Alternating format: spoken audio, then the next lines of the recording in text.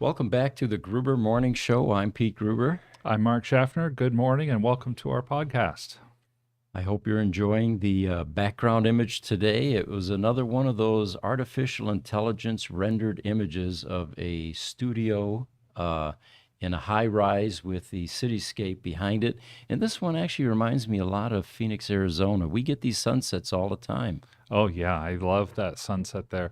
I think it's notable too. It looks like there's a picture on the very back wall that is an exact duplicate image of the sunset that's coming in through the windows. Very cool. Yeah. It's very cool.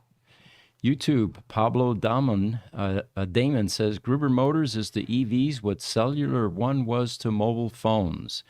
Pete reminds me of Craig McCaw. And somebody looked up Craig McCaw, and it turns out that, he was definitely notable in the cell phone industry.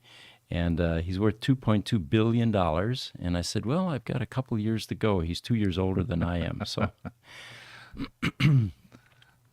on YouTube, we have EV Fan says, Cellular One. Wow, throwback. I just watched the BlackBerry movie. It was decent. Okay, all right. And Smuggler, good morning, Smuggler. He's back this morning. He says, I like the new look.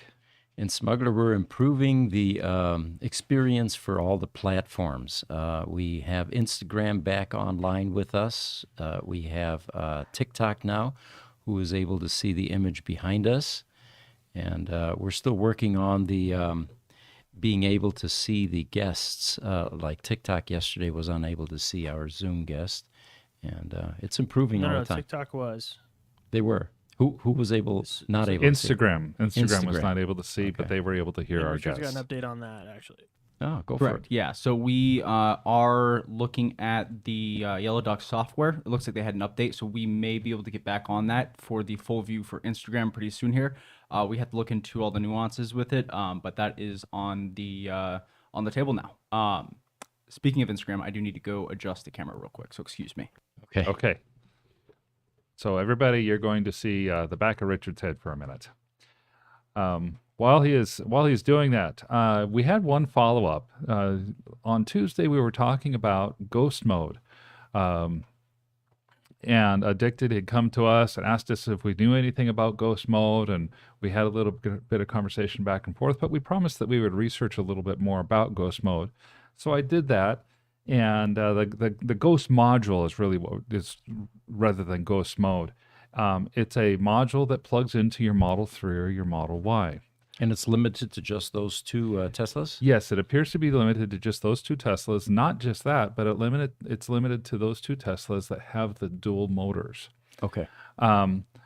There is one motor type. If you go up under the car, you look at the motor part number, either looking through the rear wheel, under the wheel well, or sometimes you can go up under the car and look at it. There's one motor type that many of the dual motor Model 3s and Model Ys have, and this motor is actually the performance motor. Mm-hmm. But it hasn't been tuned as a performance motor for these cars. It's been tuned as a standard motor, and it's a dual motor configuration. So the Ghost module is simply unlocking the performance mode that's already there. So it sounds like it's a legit module, that it will actually improve the horsepower and responsiveness and so on and so forth. That's kind of exciting.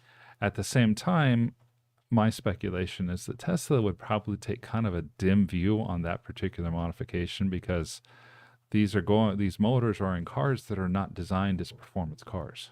I see. One might argue that like the CPUs that you used to be able to overclock, for example. Yeah. You're actually driving that harder. It's going to run hotter. In this case, you have a latent ability that hasn't been woken up. Mm-hmm. So I would be interested to see what if there were warranty restrictions with this. You void warranty basically. What the reasons for that would be, because essentially you're unlocking something that's already there. And that's a good point. And what I'm wondering is, were there other structural integrity or safety issues inside the car, other pieces of the firmware that are going to be operating outside of spec if a motor is running at 150 horse more, or that's a lot more torque and a lot more kilowatts that it's pulling than that car was necessarily designed to do in that case. Good point. This is reminiscent of the Tesla's firm restrictions regarding upgrades to the Model S batteries. If you don't have a P100, for example, you cannot put a 100 kW battery pack in that car. And the reasons they cited was the very things that you said. It wasn't structurally built for that weight and for that battery.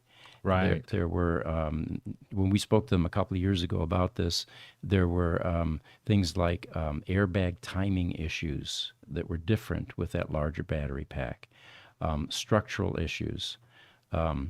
It'll be interesting to see how Tesla responds to this, but in the meantime, it looks like somebody out there did some homework and found a way to boost performance. Yeah, it sounds like, in spite of the potential manufacturer frowning on type of issues, it sounds like kind of a cool thing, actually. Mm-hmm. Looks like we got a bunch of questions starting to stream in there at YouTube. Eric P. Welcome, Eric. He says, welcome to the Matrix Club. Yeah, okay. Welcome, Eric. And we always recommend that our audience puts on sunglasses as well. For those of you that joined us yesterday, we had a guest all the way from China, Hong Kong, China. Horrible time zone difference. It was like 1 o'clock his, time in the morning. And but anyway, he obliged us and put sunglasses on. He saw the light. He did. Yeah. He did. I think he's our third guest in a row that's done that as well. Mm-hmm. Ingemar Anderson, who had wrote "The Future Is Electric," came on our show and had his sunglasses on, and I think even before that, who was it that we had on? I think Brandon was one of the younger guys that Brandon we had was one of the younger yeah. ones. Tesla employee 195. Oh, Jameson Cummings. Yes. Even Jameson. Uh-huh. He had put on his sunglasses. So Even wore a Gruber Motor Company shirt. That's right.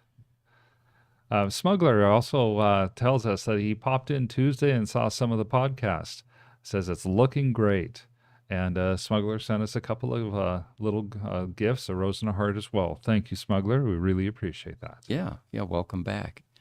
YouTube, Pablo Damon, he says, I had an Uncle Mel Gruber back in the late 60s from Piers, Minnesota. It's a great name, by the way. But I can safely say that the Gruber lineage, at least from my side of the family, came from Germany. And we were the first Grubers here. So although that is a very popular name over there, I remember driving on the Autobahn and my wife looks over at this truck going by, a semi, and it had 6-foot letters that said Gruber on the side. Very popular name back there.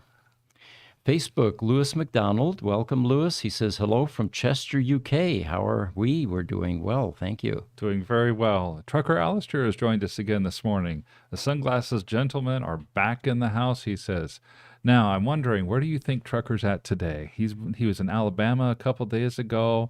I think he was in Virginia yesterday. And he also commented on the latest video that we did. We should probably talk about that out on YouTube. Oh, yes, please. Did a lot of research on this one, and we were curious. Is this notion of EV battery swapping legitimate? Does it make sense? And most recently, we found that yet another EV manufacturer is subscribing to that program, Fisker. NIO has already been doing it, and we believe they have 1,200 of these stations in China currently that are doing battery swapping. And at this point, I thought I'd turn it over to Richard. He was the editor that did a lot of work on this video, and if you have some bullet points you can share with us, Richard, I think the audience would enjoy that. Sure, but I have to make sure I'm on par with everybody else first. There you go. Yes, yeah, you definitely. Thank you. Yeah, there was a lot of interesting things about battery swaps, especially NIO's. They're kind of the pioneer of the technology. They didn't invent it, nor were they the first to try it. I think the most interesting thing that I found out was a company by the name of Better Place in Israel was the first to try it, and that was back in 2007. So this was Wow. way, way back in the day. Renault was their proponent. They actually released a few cars, one vehicle, the Fluence ZE, I believe it was, that had a running small network of battery swap stations for a time, and you know, very similar to the U.S. today, there just wasn't the demand. Neo picked up where they left off essentially, and began creating a network of battery swap stations in China. Everything that we've watched on it, or everything that I've read up on it and watched it, people like the technology. That people that use it and find it convenient and useful. But there's a majority of people just don't see a necessity for it. So it was neat to dive into that and to look at all the pros and cons of it. You guys should definitely check out the video. There was one bit of misinformation in there that I can correct right now. In the video, Pete said that there was 200 swap stations in China. That was not the case. They're up to about 1,200 now. So there is a more established network there. So it seems like they're going to continue with that technology. We were talking to Kyle Connor with Out of Spec Motoring. By the way, another great YouTube channel for those of you that enjoy EVs and information about EVs. And he actually was at a swapping station in Norway end of last year, and went through that process with, I believe, a Neo vehicle that he had. And then he had some definite opinions, which he's going to share with us, by the way. He's going to be one of our future guests on this podcast. Right. But yeah, he was, he's on the fence about the whole program as well, but he was giving us kind of an idea why these are popular in China and seemingly nowhere else, at least to that level. He said in China, a lot of people live in apartments. They do not have charging infrastructure, and they have a cultural predisposition to wanting a full tank of gas in their car at all times. Which, by the way, is completely different than my first wife. She used to fill that truck we had at least 3 times a week, because all she'd put in there was 3 to 5 gallons each time. And I would point out and say, wouldn't it be more effective and efficient if you filled it all the way to the top? Because you're going to end up doing that anyway within a week's period of time. Sure. With the amount of gas that you're buying. Sure. But, sometimes logic doesn't prevail with wives. And in that particular case, I never did get that message across adequately, I think. So anyway, that's one of the reasons they claim, is that no charging stations, and they're very popular there. If you're interested in the video, it is out on YouTube, and it's a pretty good treatise on whether these things are going to make it or not. And you know what? Something you said, that Better Place actually released these charging stations, swapping stations in 2007, right? Correct. Well, Better Place was founded around 2007, where they began funding Yeah, to produce, okay, to yeah. establish. Okay. Now that makes Okay. more sense, because I was going to say the Tesla Roadster really didn't even get released until 2008. They were in production, of course, but they were prototypes basically. By 2008, they began to release them to the market. Right. By the way, interesting thing, we had a Tesla Roadster show up yesterday, and the customer had bought this Roadster from someone else that bought all of the charge cable adapters that came with the Roadster. And I had no idea there were so many. There must have been over a half a dozen of them. Oh, They were, really? 30 amp twist lock, 30 amp straight blade, 20 amp, for all types of variations. And it reminded me that when the Roadster came out, there were no charging stations. And when you went on a trip, you went to a KOA campground, and you were never sure what kind of 240 volt or higher amperage type receptacles they had at those campgrounds. So Tesla used to make a whole suite of cables that you could purchase so that you were always prepared when you went to a KOA campground. That way, if you go to the KOA, go to your neighbor's house, whatever, hey, I need to get to your laundry room, so Right. And by the way, we get lots of questions about extension cords. You have to match the extension cord to the amperage on the plug. Had another customer that took the yellow Roadster charge cable, which is a 15 amp, usually on a 20 amp circuit, and they were using one of those 18 gauge extension cords and wondering why it got so hot and began to smell. You're going to see a big voltage drop across those, and of course, when you have a voltage drop, you have resistance, and the byproduct is heat. Yes. So it gets dangerous. But always match your amperage to your wire size. 10 gauge wire is 30 amp wire. That's the standard. And then of course watch your length. You're not going to be able to charge 100 feet.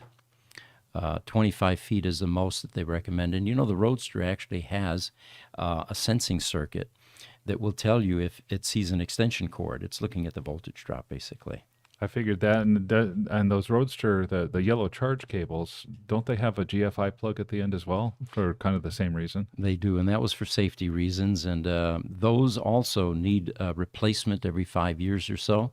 There's a little circuit board inside, and they really do get stressed. So one of the other things we do when we have Roadsters come in, we ask the customer to send the yellow charge cable, and we retrofit it and put a new GFI plug on it for them. Very nice. On Instagram, a click outside has a question for us asking how many cars are in for repair at your shop and what's the average time for a repair? We talked about this a bit yesterday, but on any given day, there are about 50 Roadsters, sometimes 50 plus, that are in, and they come and go every day. Right now we have 2 Roadsters on their way in and a couple left already this week, so there's a good turnaround. How long they spend there is dependent on the type of repair that we do, and there are a lot of variables there. If it's just a one-item repair, it could just be maybe a couple, 3 weeks. However, once they're here, now remember, people have shipped these oftentimes cross-country, and there's a huge expense involved with that. Transporters have gotten much more expensive since COVID. While they're here, we recommend you might as well get some upgrades done to that car. If you're having battery work done, that power electronics module has a lot of deferred maintenance in it. And if you wait for it to fail, you're going to end up with potentially burned circuit boards that are out of production and no longer available. So that typically will extend the time. What some Roadster customers do is they will winter their cars here. In the certain parts of the U.S., driving a Roadster in the middle of winter isn't really an ideal way to treat that car. So they usually winter here, and we do all of these upgrades, and then by spring, when driving weather comes back, they can enjoy their Roadster again. Panopticon on TikTok tells us, thank you, Gruber Motors team, for making these podcasts possible. They're very informative. Thank you. Thank you. And then YouTube, Pablo Damon says, all German Lineage 2. Back to Daman, Germany, early in the 1600s. Oh, wow, you go back further than I do. We trace back to around 1700, and our clan actually took Catherine the Great's offer. She was a Tsarina in Russia. Back then, the royals used to move around a bit, and just because you were in Russia didn't mean that you were Russian. But you were royalty there, and you ran the country. Well, Catherine the Great wanted to westernize Russia, which she felt was very backward. So she offered free land to the Germans in the Ukraine, of all places.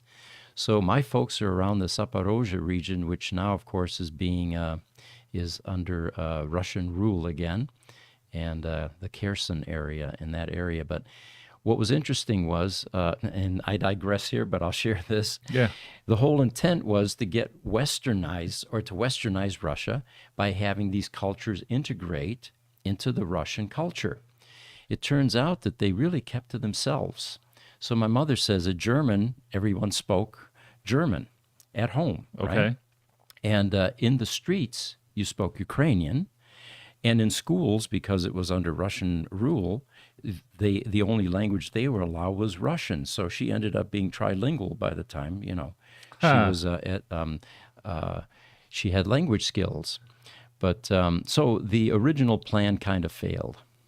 It kind of sounds like there's some lessons to be learned for those of us in the United States that see the Spanish immigration and how many Spanish immigrants come and trying to force them to learn English. Right. Yeah. Yeah.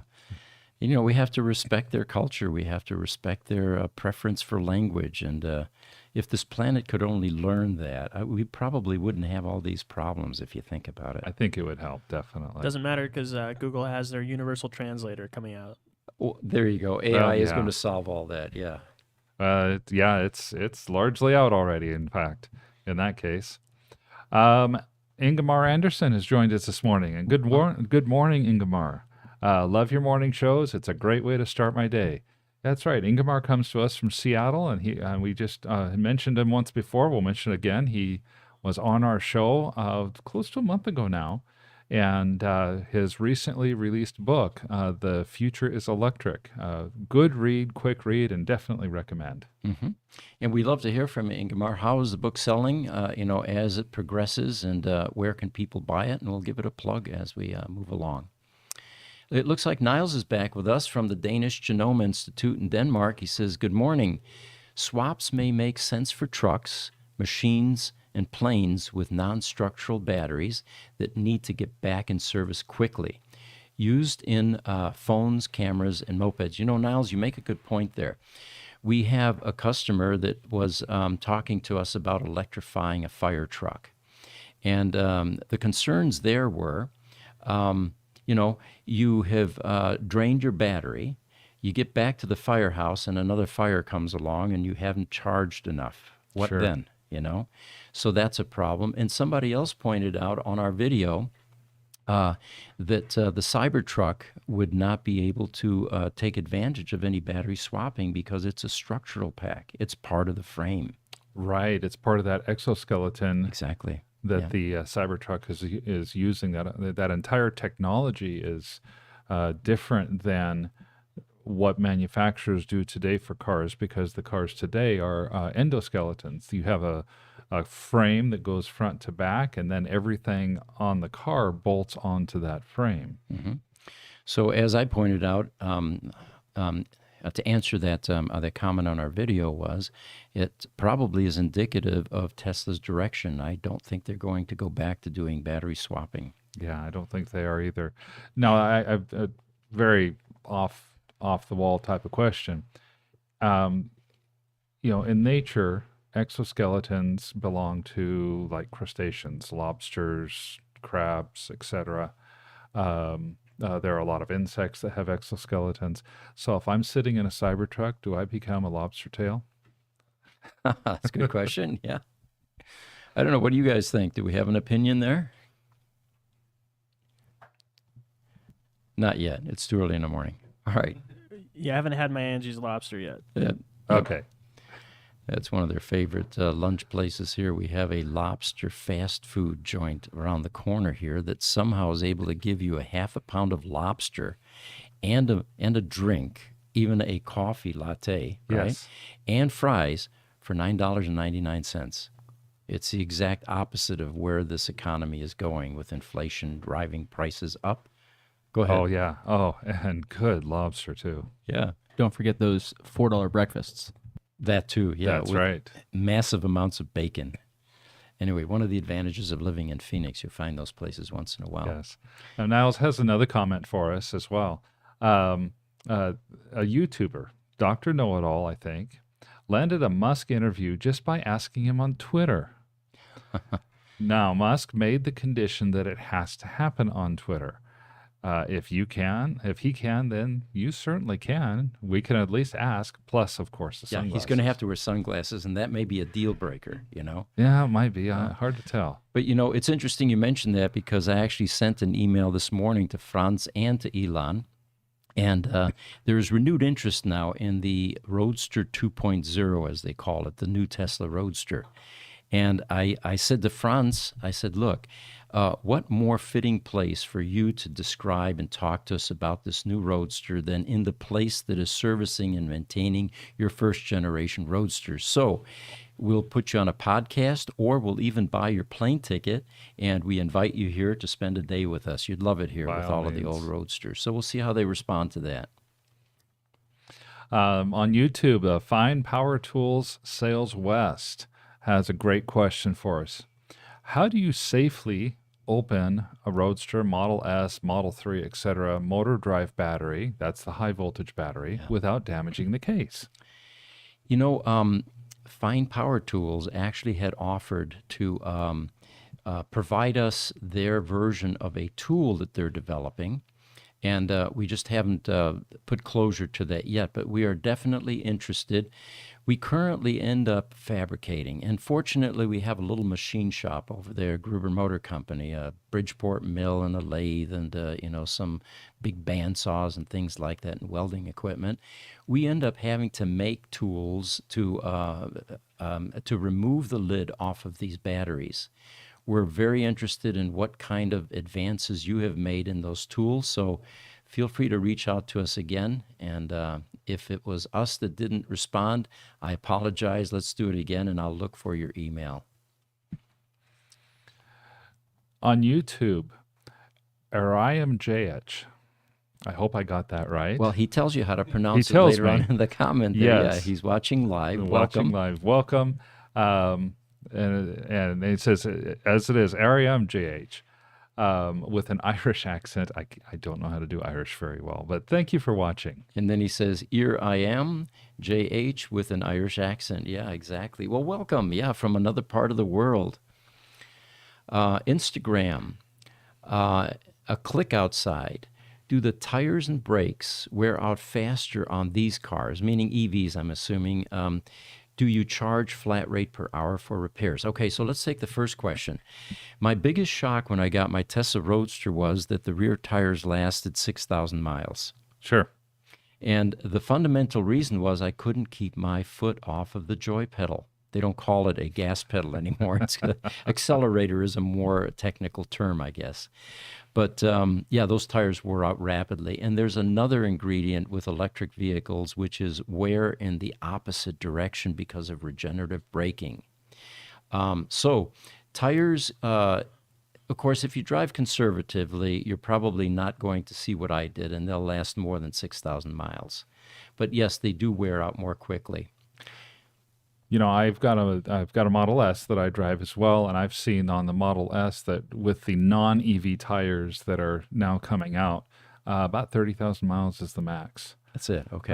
That's on the Model S that I drive has the air suspension, and one of the things I noticed with the air suspension is when the car drops, the back tires toe out a little bit, and it's always the back tires that wear out first.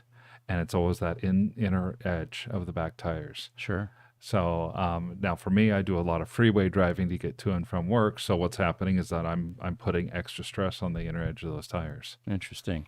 You know, back in the day, the recommendation was find places that will give you a 40,000-mile warranty on your tires. You can't do that with a Roadster because you have a different sized wheel in the front and the back. It's 16 and 17 inch, Right. with a 17 in the rear. But with a Tesla Model S, you could. I think that the manufacturers probably got wise to that. They also have caveats. You have to do tire rotation at within a certain schedule in order to qualify for that 40,000 mile that warranty. But that's one of the minor downsides of an EV is that you're going to have a bit more tire wear. Now, why don't you talk about the brakes as well? Brakes, yes. We have a customer that works 65 miles from their home, work at Apple, and they live out in Avondale. Okay. And the last time he was in our service center, he had 140,000 miles on that Model S, and he still had original brakes. And they were still sound and could continue to be used.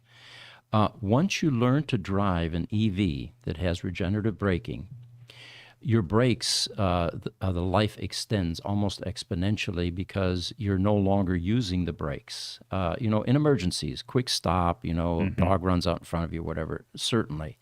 But if you anticipate that light, going red, and you start taking your foot off the accelerator, the car will begin to stop itself. And if you've learned to drive the car, brakes are really a secondary, option. Yeah, in addition to the Tesla Model S, my wife and I bought a Volvo XC40 Recharge about 6 months ago, and that particular vehicle has true single pedal driving mode. And what that means is when you take your foot off the accelerator, the car is slowing down as though it is being, you are applying the brakes, but it's not. It's just the regenerative braking that's taking place, and it will slow all the way down to zero. And it will come to a stop, and then the brakes will engage and it will hold in place. So once we got used to the single pedal driving, I almost don't use the brakes on the Volvo. Cool. It's very cool. The T0, there were only 3 of those made, and I won't go into the long story, but we had one of them in 2017. And it was way ahead of its time in a number of different categories. It had vehicle to grid, for example. It had adjustable regenerative braking. And when you dial that thing to max, I mean, the thing would really begin to stop, not quite like pressing a brake pedal, rapidly. But yes, it does make a difference, definitely. It looks like George has joined us. He's the one that uses the handle Rich Rebuilds. Watch Rich Rebuilds, and sent us an email a week or so ago and told us what his real name was, George. George, I did take your advice. Thank you for the email address. We've been trying to reach Rich Benoit, Rich Rebuilds, to join us on the podcast. And I did send him an email invitation, and I have not heard back yet. So, but thank you again for that additional information. And he says, sorry I'm late. Well, good morning, George, and thanks for joining us anyway. On Instagram, A Click Outside has responded to our answer, says, thanks for doing this. Very informative. You're very much welcome. We're glad to be able to be of service. And now we've got TikTok, Leaf Village Outcast, day 359 of asking, why do you guys wear sunglasses indoors? Well, I'll give you a little bit of a tip. Our podcast guest yesterday, and this is one of the benefits of being a podcast guest. We actually tell them why we're wearing sunglasses, and hopefully that will increase our audience or the the podcast possibilities. And we still are working on a video. I know it's day 359, but so far there's just so much intrigue and, I guess energy built up around this that it would be difficult for us to, remove all of that intrigue by giving away the real reason for. Well, I mean, it's this. like popping a balloon. It's you lose the excitement. Although I want to acknowledge as well, we did see your question yesterday and weren't able to get to it because yesterday. Leaf Village Outcast said day 358 of asking. And one other thing that's holding it up, and we need to go on record here, you see these sunglass cases, they're not selling yet. We need to be able to move some of these before we release this video, don't you think? Oh yeah, absolutely. Yeah. Absolutely. And for the first 100 people who buy them, they're going to have the chance to get these Signature Series ones because this is going to be a limited edition. Otherwise, we will get the Gruber Motors ones. And for those people who decide they want to have their VIN number engraved onto the sunglass case, that's going to be an option as well. Very cool stuff. So we've got a news item. The questions keep coming in, but let me squeeze in a few here. We were shocked to find that China really controls a lot of EV stuff these days. For example, 54% of electric car assembly is now done in China. And there was a statistic that was released just last quarter that China is now leading the nation in electric vehicle battery production, possessing a significant geopolitical advantage as a result. Despite massive investments from Western countries, they're lagging behind in mining rare minerals, training engineers, and building factories. They feel that China's dominance is expected to persist even by 2030, producing more than double the amount of batteries than the rest of the world combined. That's amazing. It is. So China does control quite a bit. It goes on and on in this article here, but the other interesting statistic was that the first quarter of this year, China actually took the lead in EV production. Right. They produce, a little over 1 million vehicles. Exactly. And that's deliveries. That's not just production. That's actually sales and deliveries of over 1 million vehicles to their markets. And when you look at the fact that they have one of the largest labor pools on the planet, and they've been investing this heavily in these types of technologies, I can't imagine that their lead is going to evaporate at any point. While I don't think so, China was, let's face it, they were smart. They started 10, 15, maybe as much as 20 years ago at the beginning of this revolution, taking money that they had earned from manufacturing and selling to places like the United States, and investing that money in mines in places of the world that most of us in the Western world aren't really interested in, over in Central Africa and South America and places where there might be unstable government control. They also tend to have a little more of a stomach for the environmental issues that are coming up with mining. They don't really care as much about the type of environmental issues, or they have more lax laws, I guess is probably a more appropriate way to say it. So it puts them in a place to be able to do a lot of this production.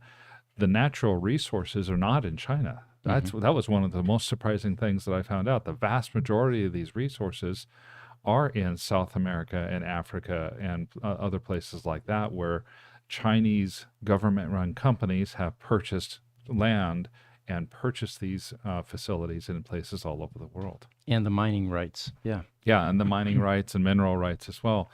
My take on this is, China's forcing the world to play catch up. You guys know I have an IT background. I like to look back at history on things too. And I think back about 30 years ago to the early 90s, Microsoft absolutely dominated the software world. If Microsoft blessed your program, it could be successful. If they didn't like it and weren't willing to put it on their Windows platform, it wouldn't be successful. They put WordPerfect out of business simply by putting Word out there and making it highly compatible with Windows and not really cooperating with the people over at WordPerfect.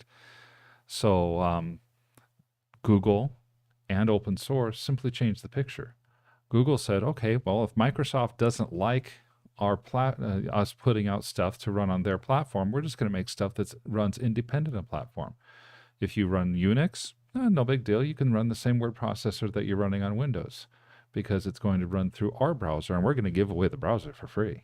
And then you have Firefox and Mozilla and other places that did like LibreOffice with their free Office alternative. And that really changed the game. Here in the EV battery space, scientists are looking at other alternatives besides lithium, like sodium-ion batteries. They're looking at making electrolyte out of 4 or 5 different combinations of salts, so that lithium salt is not the main salt for that electrolyte, that it's a combination of lithium and sodium and potassium and magnesium and a lot of different salts. And they're having a lot of success at this. That, to me, might be the way that China's stranglehold on this industry gets broken. Somebody's going to go in and change the rules. Interesting. And you're right, they're not as regulation heavy as the rest of the world. Right. Definite advantages. Here's a market share image. Just so people know, Windows is still... Yeah, Windows is still massively large in market share even today. But you have choices. That's the big thing, is you didn't used to have choices, and now you do. Right. Yep. It looks like Ingemar, the author of the book that we spoke about early, he says he sold around 100 of the Future is Electric books so far since May 1st. Excellent, Ingemar. Official book signing events are at Barnes & Noble, Saturday, May 27th, up in Seattle, I'm assuming. Other questions: how will the exoskeleton of the Cybertruck affect the safety of other cars in an accident? That's a great question. I'm not sure exactly. We don't know. Sounds like a video, guys. What do you think? Some research and a video there. We'll just have to get a destructible Cybertruck and several other vehicles to destroy along with it, and we'll play around with it. We'll find out. We'll do the scientific method. Seems like a no-brainer, yes. He says, are cars not supposed to have a crumple zone to not harm other road users? Good questions. There's some really good questions in there that I don't know answers to yet. I'm not sure if there are answers to some of these questions yet. But I promise you, Ingemar, I'll do some more research. And Richard, if you can help me do some more research on automobile exoskeletons, this is not going to be just a Cybertruck thing, I don't think. Tesla is talking about eventually making all their vehicles with that exoskeleton manufacturing process. And I don't think they're alone in moving in that direction. Yeah. Automotive exoskeleton. There's nothing I'd be more happy to do research on than that, Mark. Thank you. All right. Thank you. We have a commitment there. So Fine Power Tools is back with us. Fine Power Tools Sales West. He says, yep. He says, that's me. I'll reach out today. And as we promised, we will do a video and, report on how the tool is functioning, how it compares to doing it by hand like we're doing, and get you some visibility there. Absolutely. And on YouTube, George from the Watch Rich Rebuilds channel has a question for us. He says, could I call you guys about my 2014 Model S stereo speakers not working?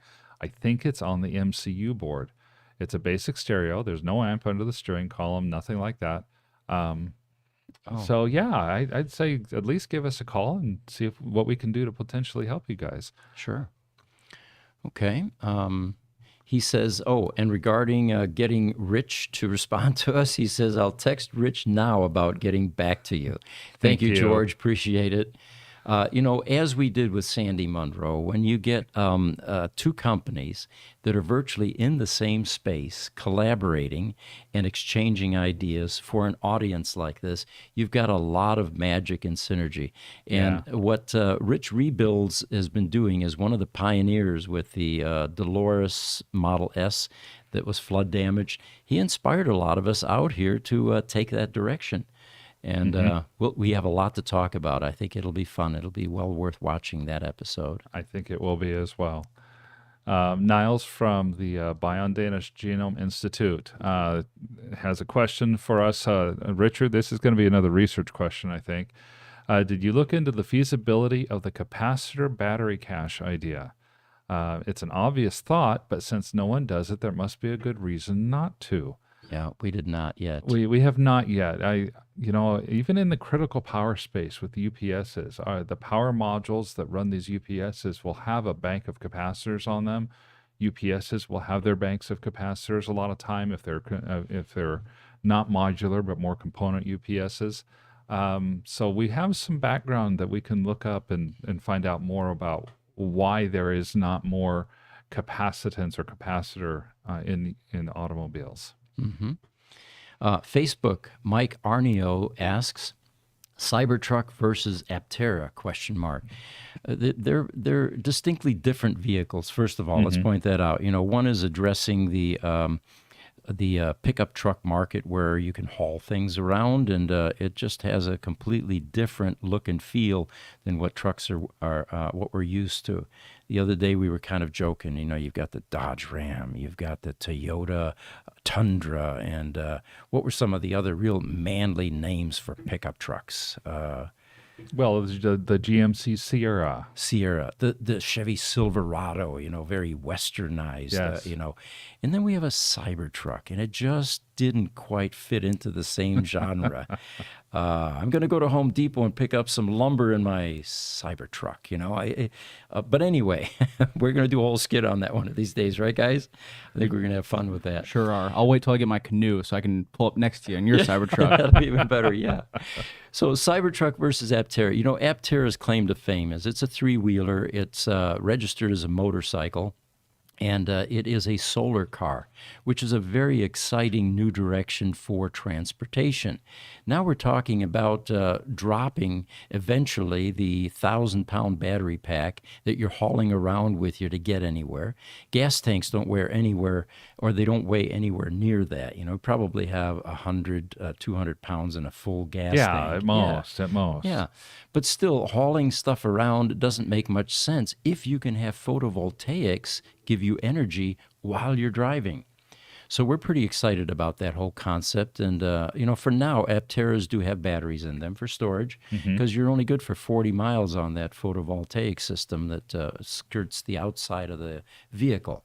But eventually, the power density will continue to improve, and we may not need to carry any storage method around with us anymore. I think that'll be a great day when it comes, and I do think it's a when, not an if. Mm-hmm. Instagram, we make 47. Welcome.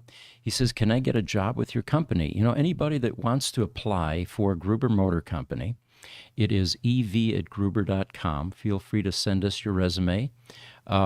We do on-the-job training. There aren't really any schools, plentiful anyway, that we can refer you to, but everyone that comes to work there grows, expands their skills. They move from strictly mechanical to working in electronics eventually, and it's a pretty exciting job. It's more than a job; it's a career. Let's put it that way, because the demand for those skills that we're evolving in the people that work with us are going to be in great demand. So you definitely have a career there. We're already seeing that on occasion. Mm-hmm. Then Hot Rails Rose says, "We have a 2014 Model S with 130,000 miles and original brakes. Not surprised. And thank you for joining us today." Definitely, the brakes last a long time in those. Leaf Village Outcast says, "Plausible, LOL." I'm not sure which comment he's referring to, but speaking of the LOL comment, we should probably start mentioning that in this podcast. Rimac Nevera is a hypercar. Oh, yes. And the 0 to 60 on that is under 2 seconds. Maybe you have the stats there. Yeah, the Rimac Nevera has the fastest production car 0 to 60 time in history at 1.74 seconds. Okay, for a production car, as they... it is for a production car. That's correct. And someone pointed out, how can you, if you've produced 10 vehicles, which was their projection on this, call it a production car? It used to be that in order to get into NASCAR, you had to have at least 200 cars built or manufactured, homologation rules. Sure. But anyway, staying with that for a moment, 1.7 seconds. So what was your take on this, Mark? Oh, I decided to go down the rabbit hole a little bit on this one. First, of course, wow, Wasn't it just a few months ago we were talking about whether or not a sub 2.0 time 0 to 60 would simply shred tires because tires were not physically capable of doing that? Well, obviously they are. Now we've seen 1.9, we've seen 1.8, now we're seeing 1.74. But I like to compare things to things that I can understand. In 2020, the overall 0 to 60 average time for a car that was manufactured was 7.8 seconds. So if you're driving around your 2020 Honda Accord, you're going to be somewhere between 8 and 10 seconds. If you're driving around your 2020 Corvette Stingray 7th generation, you're going to be around, maybe 4 or 4.5 seconds. When they all average out, you're going to be about 7.5 seconds. So the number of G's that you take when you mash the accelerator, over 7.8 seconds, you're going to take 0.35 G's. Okay. And then I thought, okay, well, let's go to a Roadster Sport. Wasn't that like 3.3 seconds or something like that? In that range? 3.7, yeah. 3.7, yeah. Okay. If we went a little faster than that, 3.7, went to 3.3, you're going to take 0.83 Gs. So Okay. a lot more. If you go to the Tesla with ludicrous mode, Not the Plaid, mind you. The Plaid's a little bit faster, but your ludicrous mode Tesla, that's going to be about 2.5 seconds, 0 to 60. And your 1.09 Gs on that one. The Nevera is 1.74 seconds, of course, 1.57 Gs of force you're taking. And then I thought, okay, well, what does that really mean? Okay, I am, if you're 150 pounds in a Nevera and you get 1.57 Gs of force, it's about like a 235-pound person sitting on you. Really? Wow. Okay. Another good comparison is that 98% of driving that is done on U.S. roads today involves less than 0.3 Gs of force, being either negative when you're braking or positive when you're accelerating. Right. 0.3 Gs of force is typically about the maximum you get when you slam on your brakes and try to stop hard. Interesting. So that to me, that gave me a little perspective. Dang, 0.3, I'm hitting the brakes as hard as I can. I'm lurching forward in the car, and I'm only taking 0.3 Gs negative.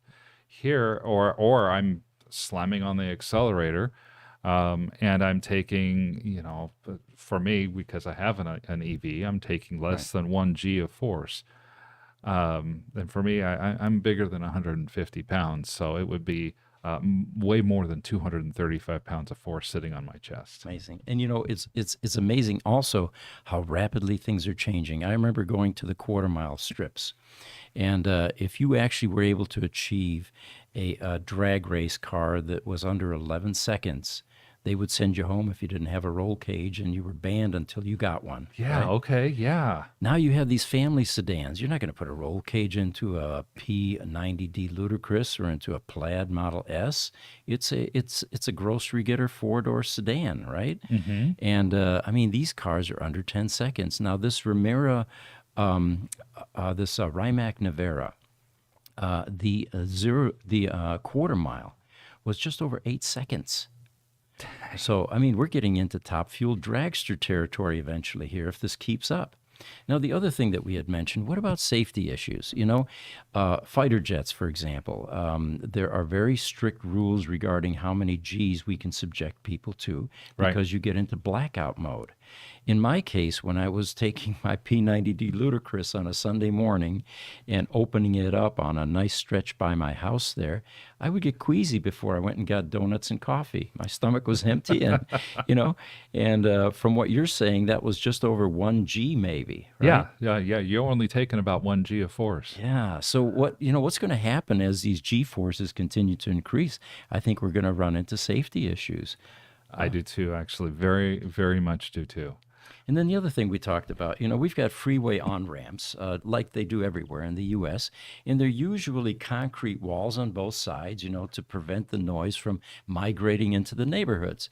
So you've got maybe 500 to 800 feet of concrete tunnel, basically.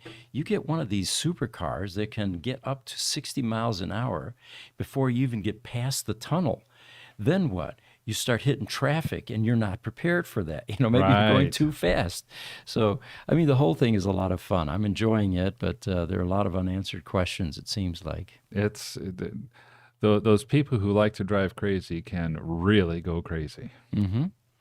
YouTube, Watch Rich Rebuilds. George again, he says, do you know if we can sell our reservation spot for the Cybertruck? I'm like 250,000 on the list. I've heard people, this will probably be an unofficial, sale. The real question is whether Tesla is going to check the original records and, deny someone that had bought one. We don't know that yet, but that's going to be a good question. That is a good question. I think about, just like in the insurance world, you have Lloyd's of London that'll basically insure anything for the right price.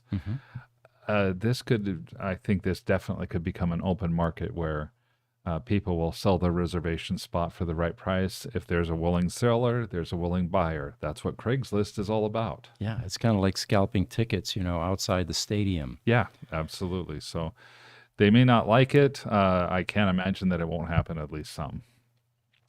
Little Stinker on YouTube. has a comment about our sunglasses. The EV future is so bright that you have to wear shades. That's one of our favorite comebacks. That's a little great sticker, one. Yeah. And then False Hopes on TikTok says, our glasses are pressurized to keep our eyes from bulging out. We've heard that one before, and also the fact that we may be aliens and we're trying to hide our eyes. Right. You know, I think that's why Leaf Village said that it was plausible. Mm-hmm. Uh, And then, of course, the fun ones are, the guys are hungover and they're trying to hide that.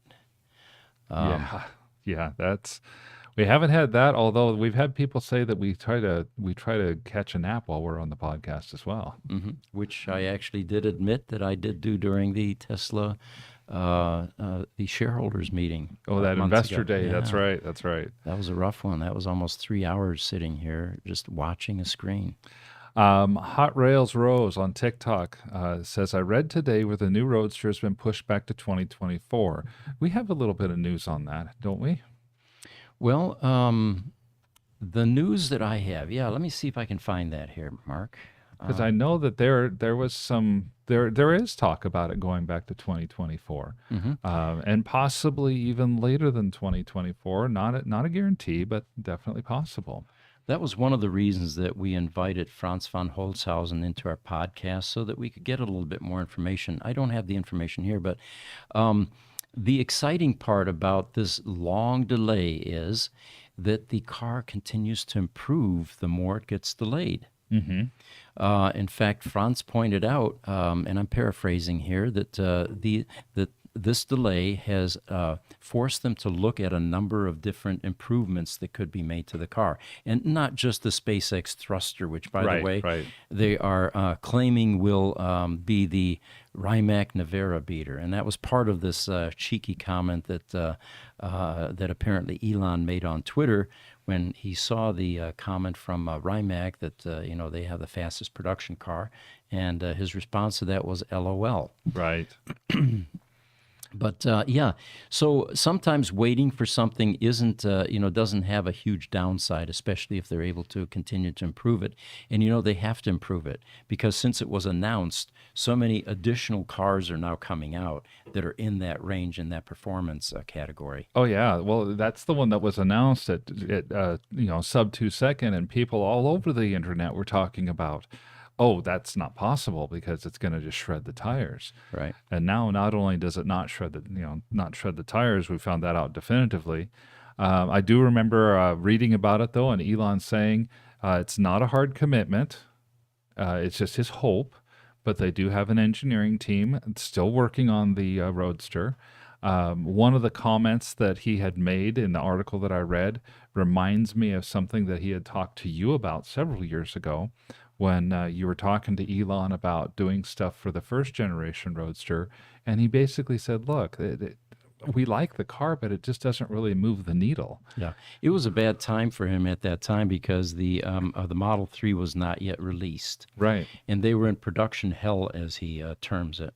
And by that time, they had over 600,000 other cars on the road that, needed attention. So here I am coming along with, at that time, what we felt was only 1,500 original Tesla Roadster owners. And, he did share that, I've got a lot of other things to worry about at this point. Like over 500,000 cars already out there in production and trying to get the next generation car out. Yeah. So, but he had confirmed. He says we've got an engineering team working on it. Mm-hmm. We love the idea of the Roadster, and he had said something. I'm paraphrasing here to the effect of that they hope to have the design done by the end of this year in 2023, and hope to have production getting started in 2024. But then he did definitely qualify it in saying this is not a commitment. This is just what I'm hoping happens. Right. Yep. There was a caveat there. So Hot Rails Rose from TikTok has come back and said, Montana is trying to pass a law to make TikTok illegal. Actually, Montana has passed a law to make TikTok illegal. And I can talk to my relatives that live in Montana, and that's quite a conversation. Enforcement and implementation are two gigantic unknowns, but there is a movement. There's no doubt about that. YouTube Crunch to Grace Hopper says, like number 9, catching up, hit that thumb. So hit that thumbs up. Thank you very much. And then on Sinclair Simons on Facebook has come to us as well.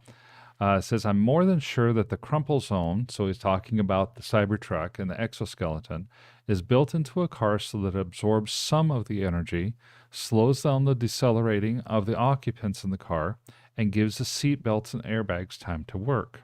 Mm-hmm. It's not a consideration of what other vehicle or object is out there. By the way, my last name is pronounced Singmans, not Simmons. Oh, okay. Simans. Simons. There we go. All right. Well, thank you for updating us. The Tesla Roadster has a carbon fiber crash box in the front. And that's its function in life. It's to decelerate the occupants in the car and give things or give airbags and things like that time to work. Unfortunately, those crash boxes are no longer in production, and when these cars have front-end crumpling that takes place, there is no aftermarket product that you can insert in there. Some people are stitching them together and patching them, but yeah, there's definitely a nice crash box in the front of a Roadster.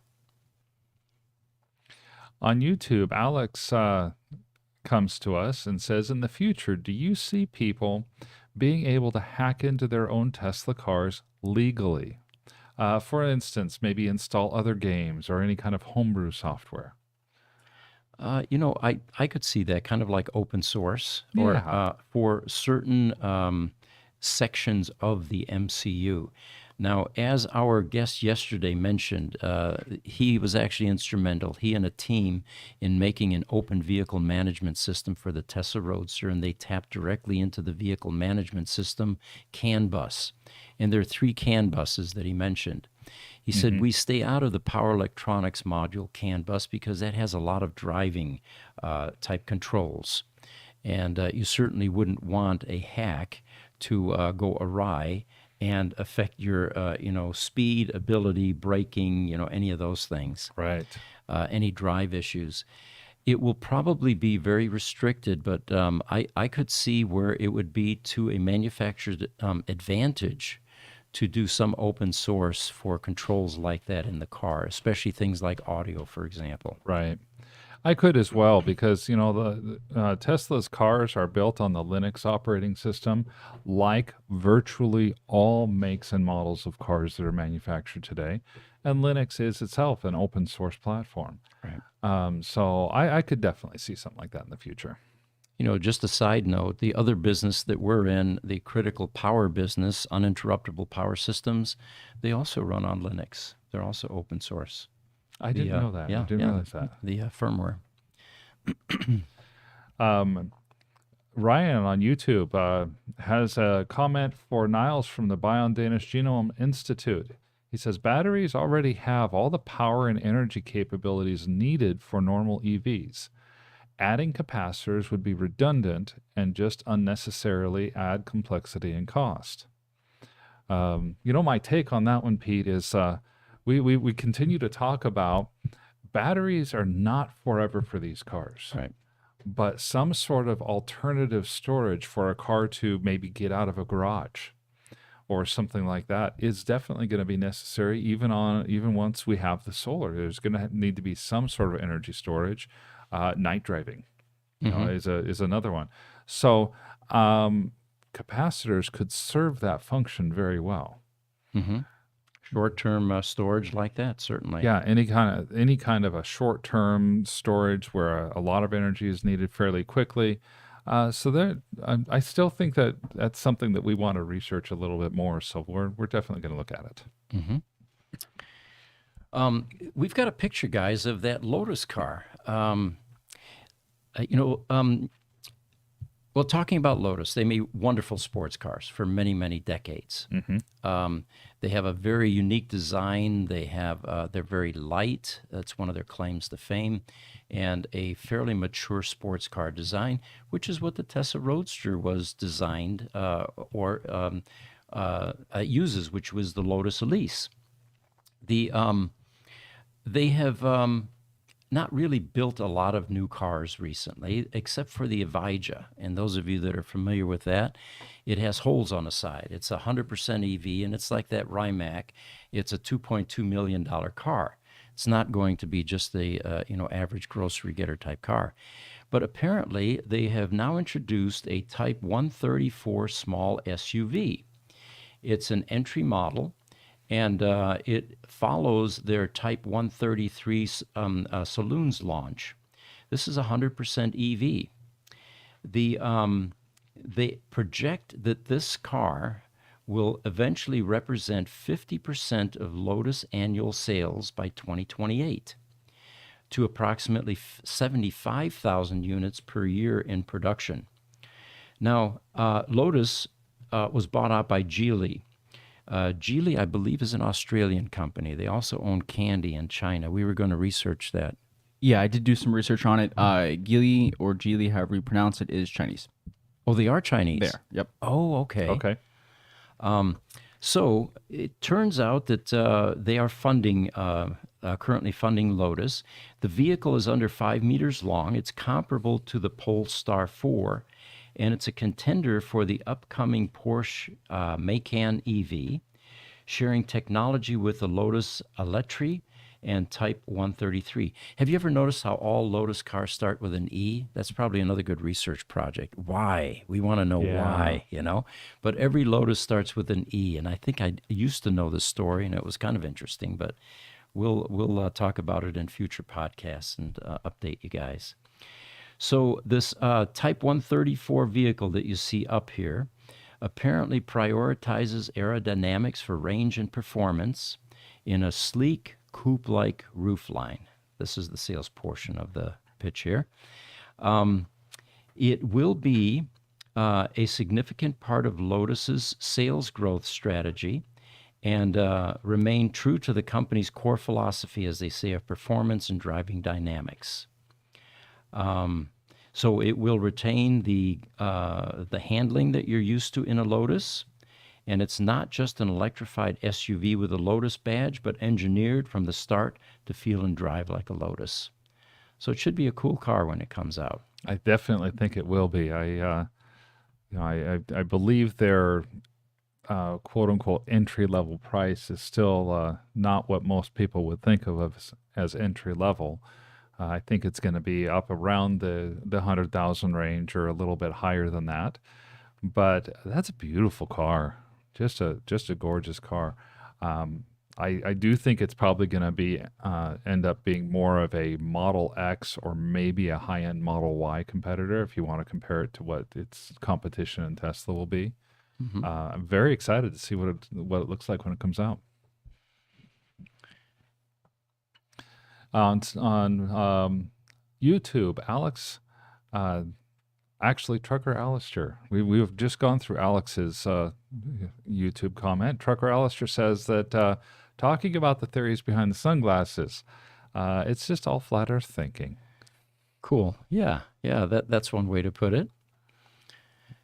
And then George from the Watch Rich Rebuilds channel says, I can't see. I'm wearing sunglasses.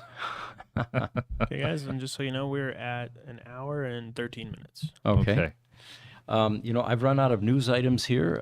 We've talked about our video that's currently running out there on YouTube, gaining some momentum. If you're interested in battery swapping technologies, the pros and cons, and the potential future of that, it's a good video to watch. And it looks like Little Stinker just came in. He says the point of capacitors is to eliminate the charger. Capacitors charge extremely fast with direct DC. A simple current limiter is required to protect the DC source and its driving, wiring, and cabling. It's a good point. The similarities between capacitors and batteries are, one is it's a short-term storage device, capacitors. The other is a long-term storage device. Mm-hmm. And capacitors are used in electronic circuits to do filtering, especially when you're converting DC to AC and you're trying to create I'm sorry, the opposite, AC to DC, and you need a clean DC signal. AC, of course, is alternating current, and you're going up and down, and plus and minus is flipping around 60 times a second in the United States, 50 times in Europe. Right. And what capacitors do is when you put a diode to an AC signal, you now take only the upper portion of the waveform. If you have a full wave bridge rectifier, you have the upper and lower, but they're above the zero line, so you essentially end up with something like my hand is drawing here. And what you want for DC is a nice flat voltage level. So what the capacitor does is it fills in those dips to zero because it's got energy. So when you're at plus and it tries to go to zero because you're losing your sine wave, the capacitor discharges and fills in those gaps. And then you can do other things like put a choke in there and some more capacitors, and which will then even out the DC even more. But yeah, capacitors have been intriguing as far as energy storage with EVs, and there's a lot of research being done. I think it's a fascinating type of thing, and it sounds like you're going to need to be one of our research subjects. Yeah, probably. And real quick, I'm going to pull up the image because I forgot to pull it up when you were talking about the stuff about China. So if you want to explain this. Sure. Yeah, we've got that chart up there. Mark, you want to take a stab at that? You want me? Absolutely. So China has 41% of the cobalt mining capacity in the world. This means when we were talking about the lack of natural resources that China is, most of that cobalt isn't in China. It's in mines in places like Central Africa and Congo and South America. They have almost 3/4 of the world's cobalt refining capacity. Now, the cathodes are made out of a lot of different materials. Cobalt and nickel and lithium are 3 of the main materials. That's why you see the CO, the Ni, and the Li. That's the positive portion of a battery. The anodes are made out of carbon, basically graphite. And it just so happens that China has a lot of the graphite mining capacity in the world, and they are able to produce graphite for roughly half the cost of virtually any European or American nation. So the United States and all Western European nations, for every $2 they spend to produce a kilogram of graphite, China only spends $1. As a result, China has about 2/3 of the world's battery cell assembly capacity, and that's why the article said that China produces typically more than 2 batteries for every 1 battery that everybody else combined in the world produces. And they have about 54% of the electric car assembly capabilities in the world. So the electric car assembly capabilities in the world for all other nations is less than what the assembly capabilities are of China by itself. Interesting. One of my statistics that I have here is that China owns the majority of the Congo's cobalt mines. And like you were saying earlier, they had the foresight years ago to grab up this type of property and the mining rights. Yeah, absolutely. And the Congo is one of those types of nations that Westerners have typically tried to avoid because they feel like, well, it's an unstable government and there's potential for government corruption and so on and so forth. China just went in and bought it instead. And they probably got it at a bargain rate as a result. There are also some child labor issues in those countries. Yes. And working conditions. And again, it has to do with regulations, things that the rest of the world adheres to is not as prevalent in China. So yeah, that definitely the lax attitude or lack of laws that are in China compared to what's in most of the rest of the industrialized world. While the industrialized world is alarmed at that oftentimes, what commentary is there? Because most of the rest of the industrialized world is now just going, hey, China, why don't you get all that stuff for us? Right. Yeah, we'll let you do the dirty mining and extract it, and we'll just buy it from you. Right. We do have from Niles from the Bion Danish Genome Institute. He says, wouldn't capacitors save on brakes, cooling, and battery decline as well? Kind of like a computer cache. I think it's possible. And Ryan's response, I think, as well, is the problem with capacitors is that they don't have nearly the energy capacity, ironically, of batteries. An EV battery has so many cells that they can easily discharge 1,000 amps or more, so that they are enough. Mm-hmm. I think a fun job would be working in labs where you're researching stuff like this and coming up with products. In my second life, that's probably what I would like to do. Well, it looks like we're wrapping up here, guys. Okay. Next week, Tuesday, Wednesday, Thursday, remember that the podcast times are all 10 o'clock. We're starting to attract some guests, and we're thinking that Thursdays would be our guest appearances for the people that are interested in joining our podcast. We're reaching out to a couple people now. One of them will be Kyle Connor, who will be joining us in a podcast, and then Yehu Garcia, who a number of people in the audience recommended as a great guest for us because he's in a similar business and very knowledgeable with EVs and EV batteries. So stay tuned. We have another video, I believe, that we're working on, which has to do with a vehicle sale. And this one will blow your mind. This is a one-of vehicle. We won't give you too much detail here, but it's the only one on the planet like this. And we're going to be doing a lot of promotion and a video with that as well. A quick update. No one has asked, but the 3 Tesla Roadsters in China currently, the barn find Roadsters, it's still percolating, moving along. We've got a high bid of $750,000 for all 3, and the current owners are going to be there next week. We're probably going to end up with a FaceTime type video. We'll be able to guide them into continuing the archaeological dig with our guidance, and so there will be some more information. I asked, will they close bidding May 26th? And we're not sure yet. They are still committed to that date, but let's see how let's see how it goes next week. Yeah, this is not like an auction site. It is truly just we're helping to put sellers together with buyers. So to that point, if the seller decides to change their mind, it's their prerogative to do so. Exactly. We just get out of the way, and we're just matchmakers. Yep, that's all we are at this point. It's not like an auction site yet.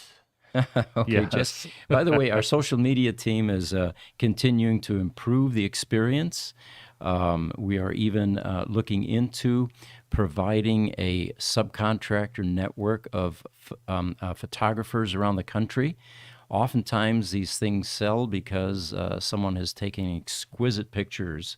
We try to do that here when the vehicles are here being sold out of our service center. Our social media team gets involved in taking pictures. But as you know, things do sell better if you've got high-quality pictures of something. By all means, the uniqueness of the picture definitely helps.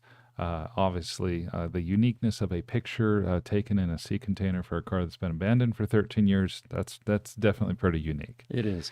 One final question that just came in, or comment, it's from Instagram, MintHill52K. He comes in from Vietnam. Welcome. Welcome. And he says, are you familiar with the VinFast EV? Yes, we are. We just haven't done anything with it yet. By the way, Kim Java, who's also one of the influencers on YouTube, who was on our podcast a couple of weeks ago or so, she actually has done VinFast reviews. So for those of you interested in getting a rundown on what those cars are about, she would be, or her videos would be a great one to take a look at. It's Kim Java on YouTube. So anyway, wrapping it up here, we appreciate you guys joining us. We'll continue to improve the production quality. We are getting to know all of you. We're on a first name basis with many of you now, and it's fun for us. So join us next week. We'll see you then. We'll see you then. Thank you very much. And to Fine Power Tools Sales West, thank you for telling us that it's a great show.